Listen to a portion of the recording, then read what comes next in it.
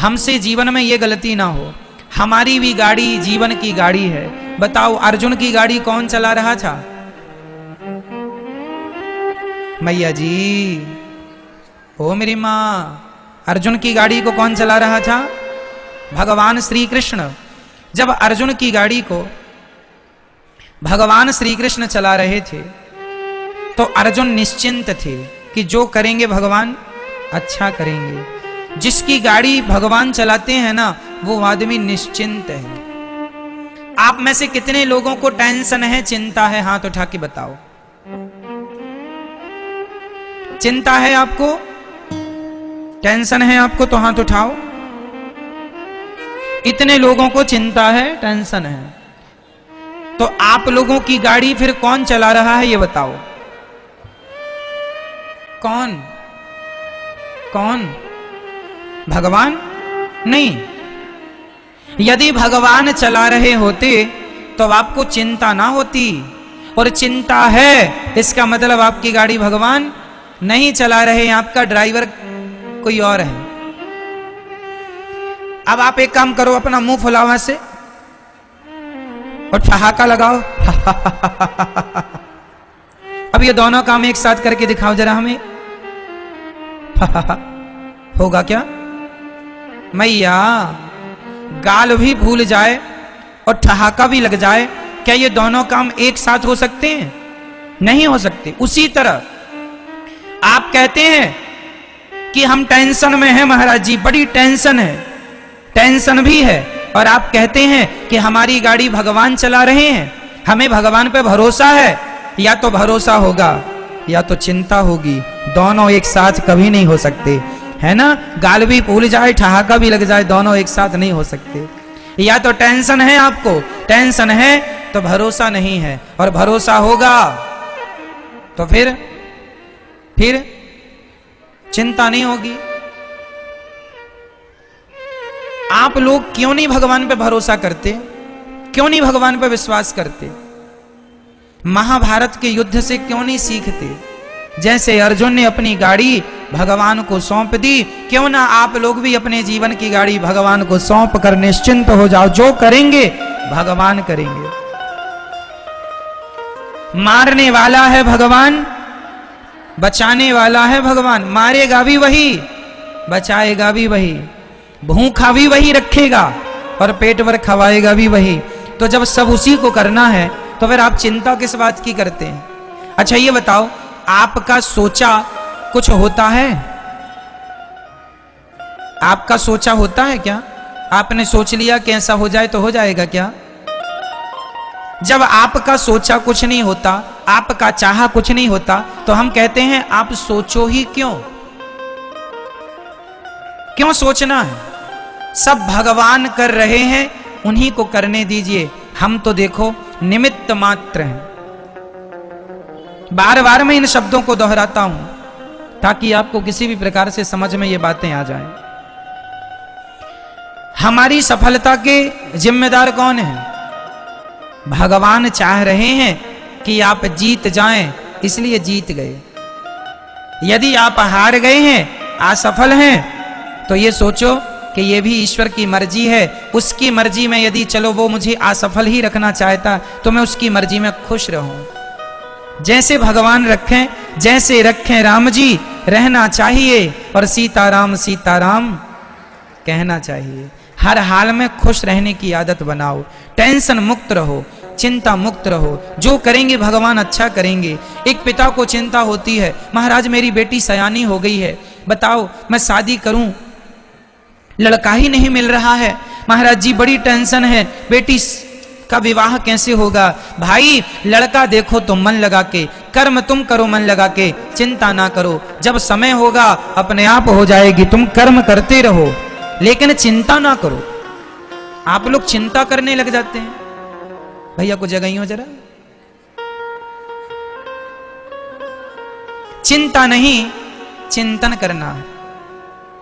क्या करना है? क्या करना है मेरी मां?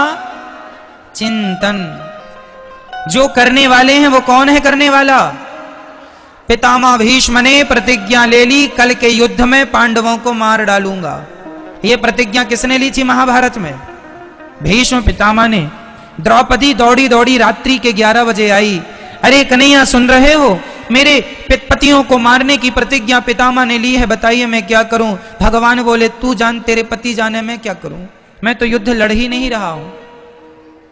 द्रौपदी बोली मेरे पतियों की, पितामह की प्रतिज्ञा कभी अधूरी नहीं होती, पितामह सदा अपनी प्रतिज्ञा को पूरी करते हैं।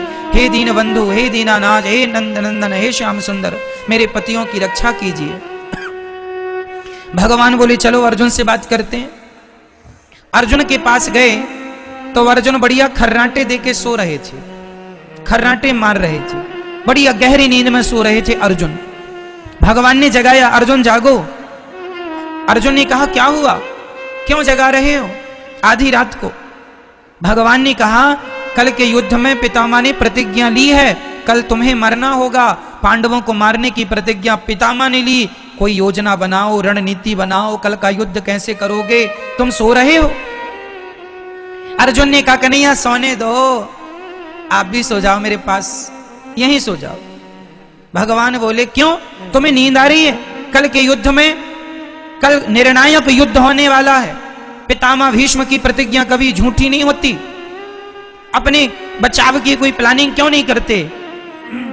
अर्जुन ने मुस्कुराते हुए कहा कन्हैया जिसके रक्षक आप हो उस व्यक्ति को चिंता करने की क्या जरूरत है, हम तो निश्चिंत सो रहे हैं, आपके भरोसे सो रहे हैं, हम तो आपके भरोसे सो रहे हैं कि हमारे रक्षक तो भगवान श्री कृष्ण है, आपके होते हुए पितामह हमें मार डालेंगे क्या?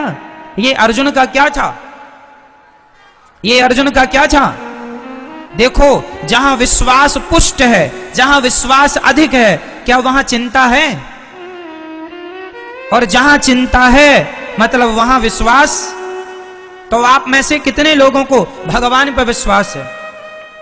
यदि है तो फिर अब ये बताओ कि आप में से चिंता किस किस को है? मेरी मां चिंता नहीं, सौंप दो, अब सौंप दिया इस जीवन का सब भार तुम्हारे हाथों में है, जीत तुम्हारे हाथों में है, हार तुम्हारे। कर्म करना हमारा काम है, कर्म करना हमारा काम, कर्म हम करें, उसका परिणाम क्या होगा ईश्वर जानते हैं। इसलिए निश्चिंत हो जाओ भगवान के भरोसे, टेंशन नहीं, चिंता, खुश रहा करो, प्रसन्न रहा करो, ये सोचकर कि ये आज बताओ सूर्य भगवान आए किसकी मर्जी से आए, आपकी या मेरी? बोलो मेरी मां। आज रात होगी किसकी मर्जी से? ईश्वर की। ये सृष्टि चल रही है किसकी मर्जी से? हम लोग लड़कपन से जवान हो गए, जवान से बुढ़े हो गए, किसकी मर्जी से आप बदल रहे हैं? आप क्यों नहीं, कल पैदा हुआ बच्चा आज ही जवान क्यों नहीं हो गया? उसे जवान होने में क्यों 20-25 साल लगते हैं? तुम्हारे हाथ में सब कुछ है तो तुम पैदा होती जवान हो जाओ ना, क्यों? तुम्हारा कुछ भी नहीं है, तुम्हारी ग्रोथ जो दिन दिन होती है वो तुम्हारी मर्जी से नहीं होती, ईश्वर की मर्जी से होती है। इसलिए सब ईश्वर के अधीन है। भगवान का चिंतन करना सीखो, भगवान पर विश्वास करना सीखो, भगवान के चरणों में आत्मसमर्पण करना सीखो। जब आप समर्पण कर देंगे तो आपकी गाड़ी भगवान ही चलाएंगे, उनके भरोसे खुश रहा करो बस। हम लोग अहंकार कर लेते हैं, जरा सा कमाने लग गए, जरा सा पैसा कमाने लग गए, हम कमा रहे हैं, हम पैसे वाले हैं, हम ये हैं वो हैं। अहंकार तो देखो आदमी का, आजकल का आदमी ना ऐसे चलता कैसे, ऐसे ऐसे अकड़ देखो जरा, ऐसे चलता है जैसे ये राजा हो, सब इसके गुलाम हैं। आप लोगों के पास कितना पैसा है? 10 लाख, 20 लाख, 1 करोड़, 10 करोड़, 50 करोड़, 1 अरब, 10 अरब, 100 अरब, कितना? जितना बोल रहे हैं इसी के अंदर होगा जो भी होगा।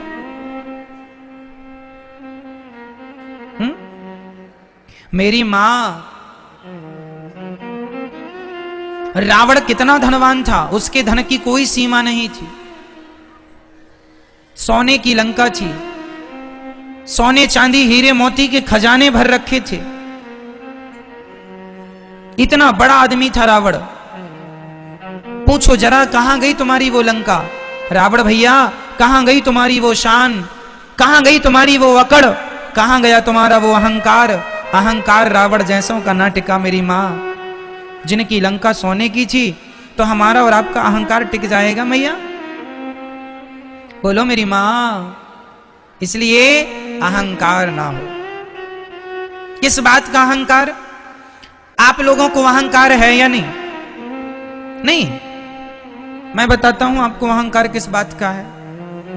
ये बेटा मेरा है, मैं इसकी मां हूं, ये भी अहंकार ही है। मैं इसका पिता हूं, ये भी अहंकार ही है। ये घर मेरा है, ये भी अहंकार ही है।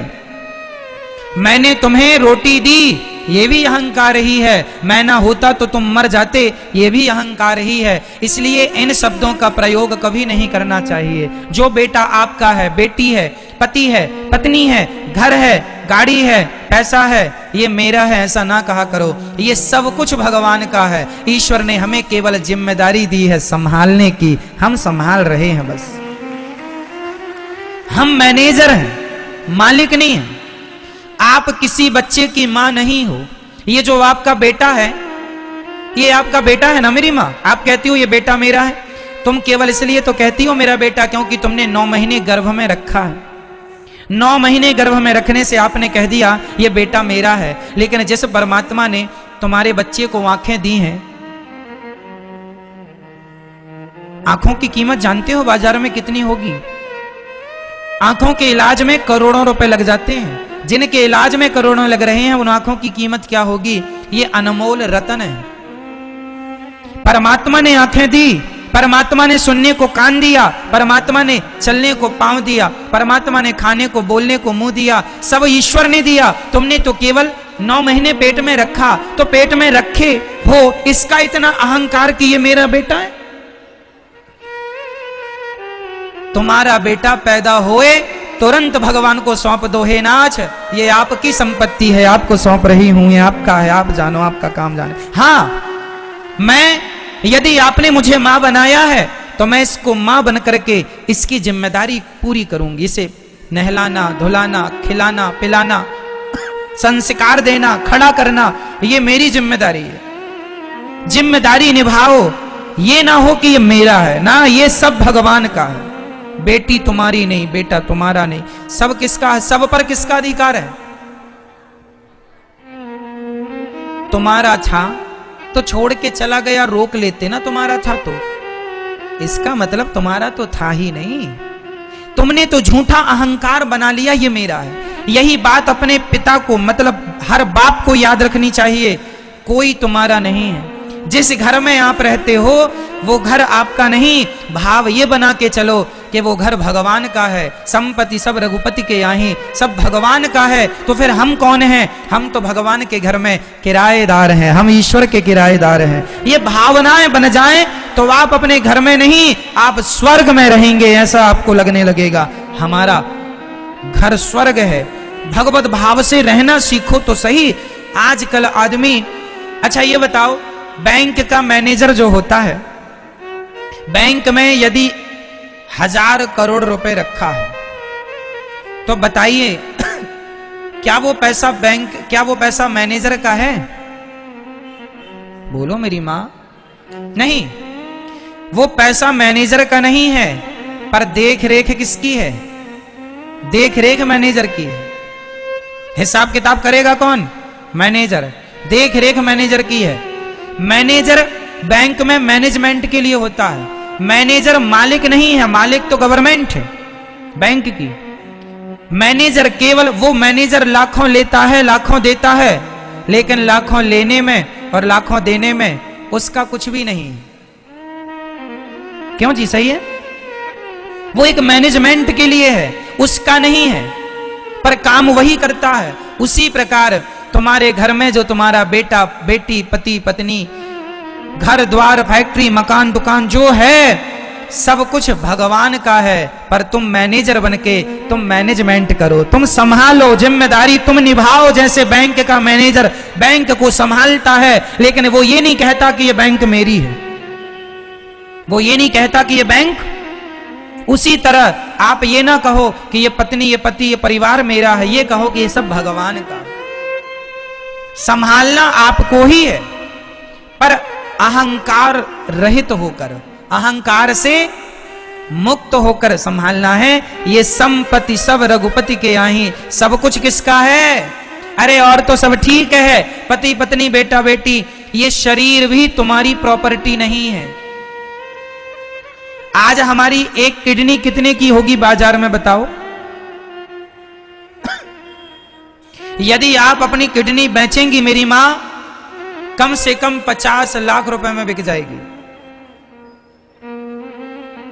हाँ या ना? हाँ या ना? आपकी एक किडनी 50 लाख में बिक सकती है, तो दोनों 1 करोड़ की हो गई। चलो आपकी एक आंख यदि आप बेचना चाहें तो कितने की बिकेगी? बोलो मेरी मां, आपकी एक आंख की कीमत क्या है जरा बताओ मुझे। कम से कम 1 करोड़ मिल जाएंगे आपको एक आंख के। 2 आंख मतलब 2 करोड़। ऐसे शरीर के सारे पार्ट्स आप बेचने लग जाएंगे तो आप करोड़पति बन जाएंगे पल भर में। तो ये जो करोड़ों की प्रॉपर्टी है आपकी, शरीर रूपी प्रॉपर्टी, सच्ची बताना क्या ये प्रॉपर्टी भी आपकी है? नहीं, शरीर हमारा धन है, लेकिन ये मेरा नहीं है। अपने आप को सदा सबसे अलग रखना, हम बिल्कुल अहंकार शून्य हो। हमें कैसा होना है मेरी मां?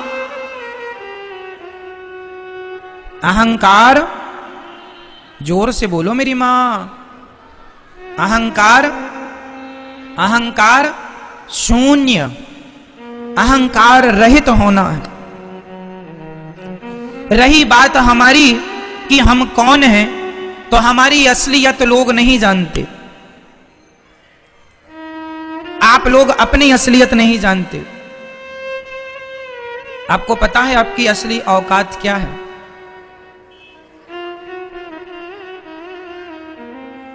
नहीं पता? हमारी असली औकात क्या है? छोटे मुंह बड़ी बातें हैं, बुरा ना मानना मेरी बातों का, लेकिन मैं आपको आपकी औकात दिखाऊंगा। हम सबकी असली औकात क्या है? जो हम लोग बड़ी बड़ी बातें करते हैं, बड़ी बड़ी गाड़ियों में, बड़े बड़े महंगे महंगे गद्दों में लोग सोते हैं, बड़े बड़े बंगलों में लोग रहते हैं। ठीक है, आप बड़े बंगले में, बड़ी गाड़ी में, बड़े आलीशान जिंदगी जी रहे हैं, लेकिन कब तक? एक दिन आपको इन बंगलों से, इन गाड़ियों से उतरकर एक दिन अंत में एक लकड़ी की सैया पर सोना पड़ेगा, लकड़ी का बिस्तर होगा जिसे चिता कहते हैं। सही कह रहा हूं क्या मैं? हम लोग, सब लोग, चाहे अमीर हो चाहे गरीब हो, एक दिन हमारा अंतिम बिस्तर कौन है? बोलो मेरी मां, हम सबका आखिरी बिस्तर क्या है? चिता। एक दिन हम चिता पर जाएंगे और हमारे अपने आग लगाएंगे और हम धू धू करके जल जाएंगे, और जलने के बाद रह जाएगी तो केवल राख रह जाएगी, आपकी और हमारी। कहां चला गया तुम्हारा वो अहंकार? कहां गया तुम्हारा वो घमंड? मेरी गाड़ी, मेरा बंगला, मुझे जानता नहीं मैं कौन हूं? जानता हूं साहब, आज नहीं कल मुट्ठी भर राख बन जाओगे, फूंक मारने से उड़ जाओगे। ये आपकी और हमारी अंतिम औकात यही है कि हम मुट्ठी भर राख हैं, फूंक मारने से उड़ जाएंगे। आज कर लो तुम बड़ी बड़ी बातें, कर लो खूब घमंड, मैं ये हूं, मैं वो हूं, मुझे नहीं जानते, मेरी पहचान ऊपर तक है, ऐसा लोग कहते हैं। ठीक है साहब, बना लो पहचान ऊपर तक, वो सारे ऊपर वाले हवा में उड़ रहे हैं राख बन के, तुम उन्हीं के भरोसे हो ना। इसलिए हमारी असली औकात हमारी मुट्ठी भर राख बनना है। इसलिए हम अहंकार ना करें, शांति से जीवन जिएं। थोड़ा अपमान हो सह लो, थोड़ा सम्मान हो मस्त रहो, खुश रहो। ना अपमान में उलझो ना सम्मान में उलझो, भगवत चिंतन करते रहो। श्रीमन्नारायण चरणौ शरणम शरणम प्रपद्ये, श्रीमते नारायणाय नमः। हे श्रीमन्नारायण, हम आपके चरणों की शरण ग्रहण करते हैं। हे नाथ, हमें स्वीकार कीजिए। बोलो हे श्रीमन्नारायण, हम आपके चरणों की शरण ग्रहण करते हैं। हे नाथ, हम कामी हैं, क्रोधी हैं, लोभी हैं, अहंकारी हैं। हे नाथ, हम पापी हैं, अधम हैं, नीच हैं। हे नाथ, हमें स्वीकार कीजिए।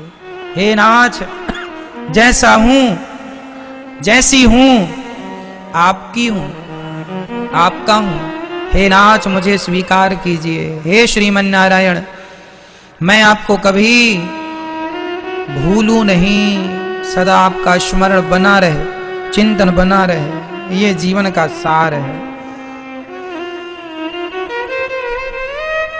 हमारा जीवन बहुत छोटा है, थोड़ा है, लेकिन बातें बहुत बड़ी हैं, बहुत बड़ी है। कभी खत्म नहीं होती बातें, कभी अहंकार का कोई अंत नजर नहीं आता। जबकि हम नश्वर हैं, नाशवान शरीर पाए हैं, फिर भी देखो अकड़ तो देखो। आदमी ऐसे अकड़ दिखाता है जैसे कभी मरेगा ही नहीं। भगवान ने शकटासुर को मारा, तृणावर्त का उद्धार किया। तृणावर्त आया, भगवान को बवंडर के रूप में लेके उड़ा। भगवान ने तृणावर्त को मार गिराया। अब भगवान का नामकरण संस्कार हुआ। भगवान के 16 संस्कार में हम सभी के संस्कार जरूर होने चाहिए। अपने बच्चों को क्या देना जरूरी है मेरी माँ? संस्कार। आज आप अपने बच्चों को संस्कार ना देके सबसे बड़ा अपराध कर रहे हैं, सबसे बड़ी गलती कर रहे हैं। बच्चों को पैसे मत दीजिए, बच्चों को प्रॉपर्टी मत दीजिए, बच्चों को संस्कार दीजिए, बच्चों को योग्य बनाइए। खुद के पांव में चलना अच्छा है या दूसरों के सहारों में चलना अच्छा है, ये बताइए। दूसरों के सहारे चलना अच्छा है क्या? दूसरों के कंधे में हाथ रख के चलना अच्छा है क्या?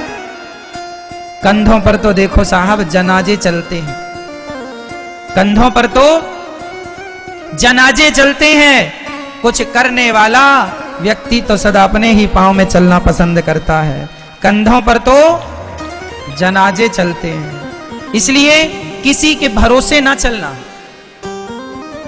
इस सीख को याद रखना कि किसी के भरोसे ना चलना। और मैं तो यहां आप नौजवान भाइयों को यह निवेदन करूं कि बेटे को अपने बाप के भरोसे भी नहीं रहना चाहिए। अपनी कमाई करो, अपना नाम कमाओ, अपनी इज्जत कमाओ। संस्कार आपके इतने स्ट्रांग हो, इतने मजबूत हो कि आपके पिता को भी गर्व हो, वाह मेरा बेटा मेरे से आगे निकल गया, मेरे से आगे निकल गया। तब पिता को खुशी होगी। इसलिए आपको इतना योग्य बनना है। और ये योग्यता तब आएगी जब आप सहारों को छोड़ देंगे। जो बच्चे हमेशा सहारों पर चलते हैं ना, वो अपने पांव में चल नहीं पाते। हाँ, ये सही है कि थोड़ी चलने के लिए सहारा चाहिए, तो माँ बाप ने सहारा दे तो दिया, अब आप समझदार हो गए, अब जीवन भर ही सहारे पर चलोगे क्या? जब जरूरत थी तो माँ बाप ने पढ़ाया लिखाया, तुम्हारी फीस चुकाई, तुम्हारे लिए कपड़े लत्ते खरीदे, तुम्हारा सारा काम किया, अब बड़े हो गए हो, अब अपने बल पे चलो, सहारा नहीं। माँ बाप का सम्मान बना रहे, आदर करना है अपनी माँ का, अपने पिता का, पर आर्थिक रूप से अब अपने आप को मजबूत करो, आर्थिक रूप से अपने आप को स्ट्रांग करो। आर्थिक स्थिति आपकी बेहतर होनी चाहिए। और ये चीजें तब होंगी जब संस्कार देंगे बच्चों को। आज संस्कार क्या है? आज के माँ बाप यही सिखाते हैं, बेटा कमा के खा लेना, अपना पेट भर लेना, बस कैसे भी मिले। आज देखो ना, पढ़े लिखे घरों में पढ़े लिखे बच्चे, पढ़े लिखे माता पिता अपने बच्चों को बेचते हैं बाजार में, दहेज मांगते हैं। मेरे बेटे को मैं 10 लाख में ही बेचूंगी, 10 लाख में ही बिकेगा। 10 लाख हो तो लाओ, 20 लाख में, 25 लाख में। आजकल छोरे बिक रहे हैं 20-20, 25-25, 50-50 लाख में, 1-1 करोड़ में बिक रहे हैं। अरे भाई ये क्या है? संबंध होने चाहिए, सौदा नहीं। क्या होना चाहिए? बच्चों को इतना संस्कार दो मेरी माँ कि तुम्हें दहेज की भीख ना मांगनी पड़े, कहना ना पड़े कि भैया ये दो, हमें गाड़ी दो, ये दो, वो दो। कई लोग आज भी फ्रिज इसलिए नहीं खरीदते कि शादी होगी तो दहेज में मिल जाएगी, पैसा क्यों फंसाना। कई लोग गाड़ी इसलिए नहीं खरीदते, शादी में मिल जाएगी।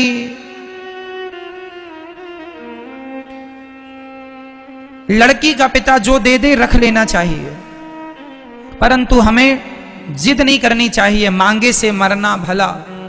आज के पढ़े लिखे बच्चे हो, योग्य हो, अरे कम से कम भीख मांगना तो ना सीखो। भिखारी वो होते हैं जो मंदिर के बाहर बैठते हैं, उन्हें भिखारी कहते हैं। तो मुझे ये बताओ कि जो दहेज मांगते हैं ये भी तो भिखारी, इन्हें आप क्या कहेंगे? दहेज मांगने वालों को आप क्या कहेंगे बताइए? केवल वो हैं जो मंदिर के बाहर मांगते हैं, केवल वो भिखारी हैं? और ये जो 10 लाख मांग रहे हैं, 20 लाख मांग रहे हैं, और पूरे खानदान के लिए कपड़े और लिख के भेजते हैं, नाती का, पोता का, इनका, सबके कपड़े। ऐसा लगता है कि इसके पहले इन लोग कपड़ा पहने ही नहीं कभी, सबके कपड़े। कई बार तो महिलाओं में झगड़ा हो जाता, अरे हमारी तो साड़ी आई नहीं, आई सस्ती वाली दे दी, हाँ हमारा तो सूट सस्ता दे दिया। और फिर शादी के बाद बहू को ताने मारते, तेरे बाप के घर से हमारी साड़ी देख घटिया क्वालिटी की आई है। तो तुम्हारे इतनी भी औकात नहीं है कि अपने से साड़ी खरीद के पहन सको, दूसरों की भीख मांग की साड़ी पहन रहे हो। बताओ, आदमी को शर्म भी नहीं आती? इतना ढीठ हो चुका है आदमी, मांग मांग के लाज नहीं आती। बताओ, माताएं तो लड़ जाती हैं कई बार। कई बार तो वापिस हमें ये साड़ी पसंद नहीं है, लो भैया कहावत है दान की बछिया के दांत नहीं गिनते, लेकिन ये दांत गिनने बैठी हैं। एक तो फोकट में चाहिए, उसमें भी क्वालिटी बता रही हैं। इन्हें लाज ना आई जरा सी?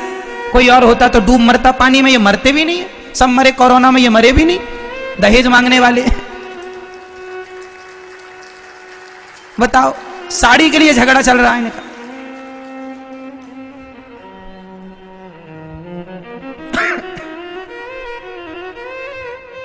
ऐसा होता है या नहीं? हाँ या ना?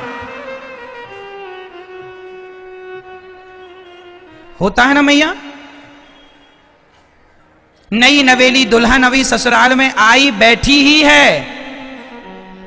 कि ननंद साड़ी लेके पहुंच गई। भाभी ये देखो साड़ी आई है आपके यहां से, हम ये साड़ी पहने।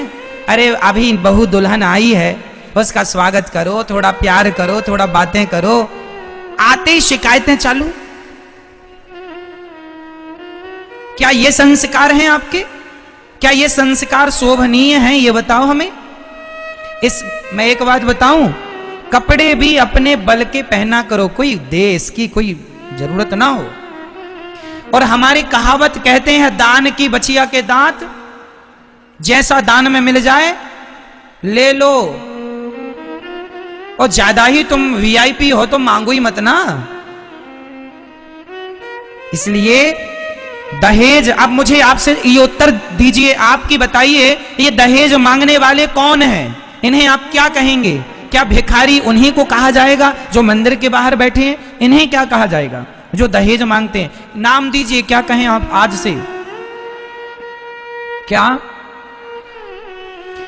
मंदिर के बाहर बैठे हैं जो, उन्हें कहेंगे भिखारी? बोलो हाँ। और ये जो दहेज मांगने वाले लोग हैं, इन्हें कहेंगे भिखमंगा। इन्हें कहेंगे। आप में से कितने लोगों ने दहेज लिया है बताइए?